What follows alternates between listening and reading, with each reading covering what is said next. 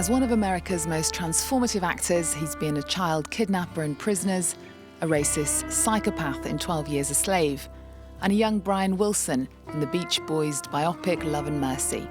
Now, at the age of 34, he's directed his first film, Wildlife. It tells the story of a family unravelling in 1960s Montana, starring Jake Gyllenhaal and Carey Mulligan. You know what they call the trees left up when the fire goes by? They call them the standing dead. Mom, is Dad okay? Of course he is. His pride got hurt. That happens sometimes. Paul Dano, hello. Hey. Wildlife is a film about a family, a couple, a marriage in the 1960s that falls apart, as seen through the eyes of the couple's son. It feels like a very personal story, is it?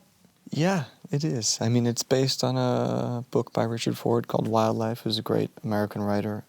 But certainly it's something I read and felt like I could put myself through it.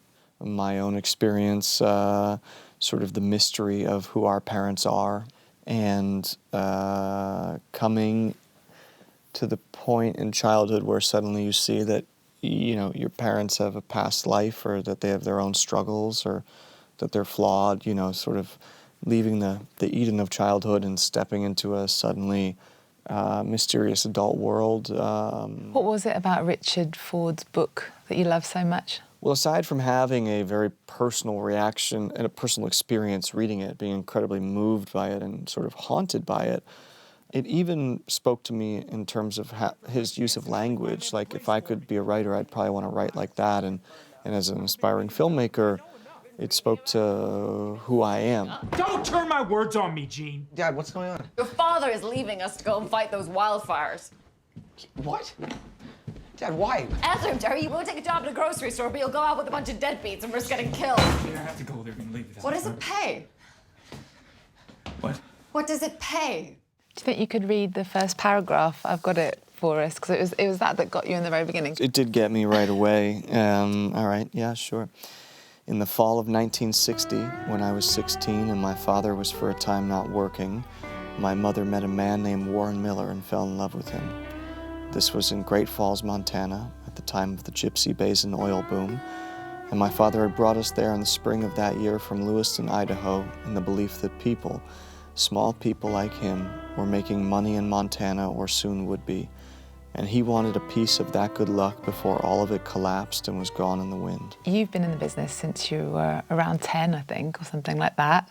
Did that help you when directing the actor Ed Oxenbould, who plays the son in the film? Yeah, I mean, you know, it's so funny to hear that, because I certainly at that age I didn't feel like I was in the business, you know, but it's true, and I did my first film not too dissimilar of an age from Ed, so I wanted him to feel like one of us, which he was. You know, he's an essential collaborator in the film. Ed's a real actor. He's incredible in the film, and he was the only kid we saw who could fill in the space between the lines. Do you like Miller? Oh, you mean Mr. Miller? Yeah, do you like him? Not very much. And the casting in a film like this is very important. Do you think being an actor yourself helped you pick the right people? And how did you know who to choose for these roles? We started with Jeanette because she's so mysterious and complicated, and Carey is not just an incredible actor, but she's a good person, good friend. And I think the chance to see her get to be more messy, to let some things spill out of her. We don't often see women in film doing that, do we? Women don't normally mess up on screen. She said that she just doesn't often get the opportunity to, and that even when she does, it's often scaled back because they do a test screening and the audience doesn't want, you know, a woman to be unlikable or to not be perfect. And that felt, you know, sort of surprising and a bit shocking, actually. Well, there used to be a singer named Lottie. La-di-da. How would that be? I like Jeanette. You have to like me the way I am. Anyway, I guess at my age, I don't have much choice. It's your first film as director, and you wrote it as well. Is it way more stressful, directing than acting? Well, I co-wrote it with my partner Zoe Kazan, who's equally important part of this film as anybody. It is stressful. It's so different. It's so different, and it's such a big experience. It's years of work. You know, and collaborations, and I loved it. I loved it. I can't wait to do it again. It's so hard and it's so crazy, but it's so wonderful. The theme of family obviously interests you, and in the film we see at what point a parent might let their child down, and at what point how a child might cope with that when a parent lets them down. You've recently become a dad.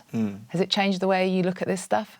I mean, becoming a parent changes almost everything, you know, so I'm not sure. You know, making the film, I think certainly you're searching for something in yourself or in your own life, or trying to understand, you know, some piece of something, and I like that art can do that, and I think it can do that for somebody else too. I think sometimes it's nice to see something in your own life reflected back to you. But I don't even know yet, becoming a parent. I mean, it literally changes everything. I mean, being here, you know, is different.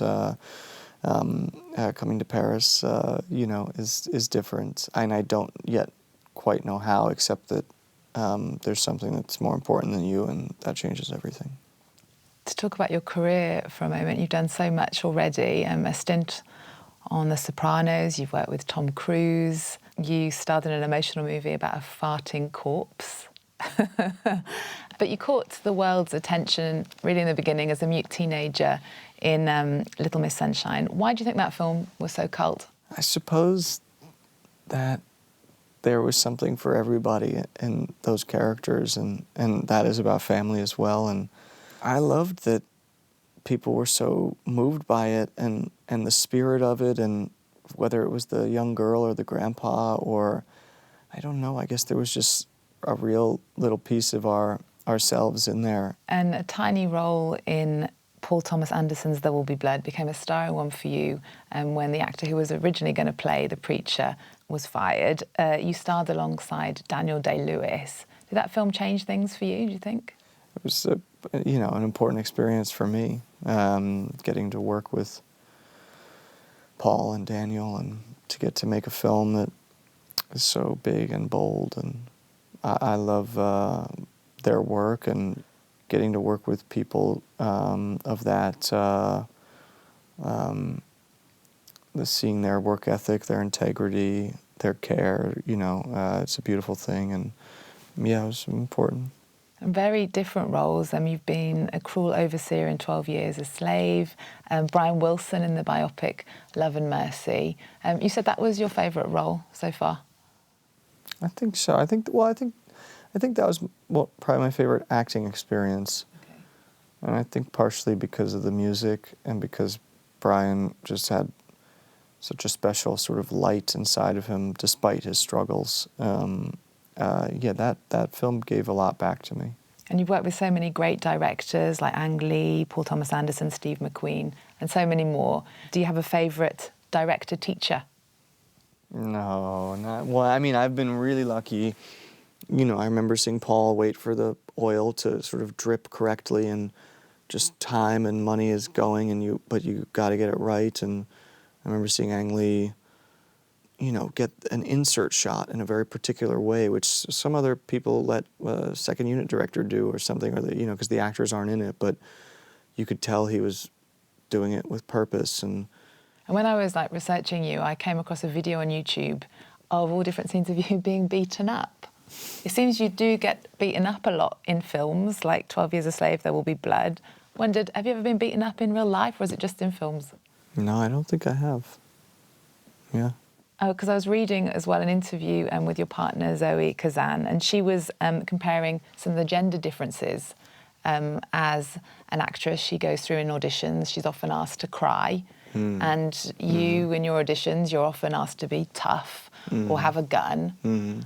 Is that something you think about when you're doing films? Is it something you find frustrating, this violence in films? I do think that it's important to sort of ask, you know, what the moral responsibility is, if any. I think violence can be tough. I, for the most part, like to know how it's contributing to the story. If it is, you know, I think that there's a great moral quandary in Prisoners, you know, which I think, I don't know that it makes violence okay, but at least there's a, you know, moral center in some way, a conflict. I'm sure I've done films where there's, you know, I don't know if that responsibility is always there, but yeah, I think it's important to, you know, think about what you're putting out into the world, right? I'm down there every night. I'm cutting the pipe. I'm doing the work, and all you do is sleep. Nobody knows about a marriage except the people in the marriage, and sometimes even they don't know. So you want to be part of my dream? Yes. Say it. Got some upcoming roles in the series Escape at Dano and a new Broadway production of Sam Shepard's called True West, which is opposite Ethan Hawke. You still love acting then? Yeah.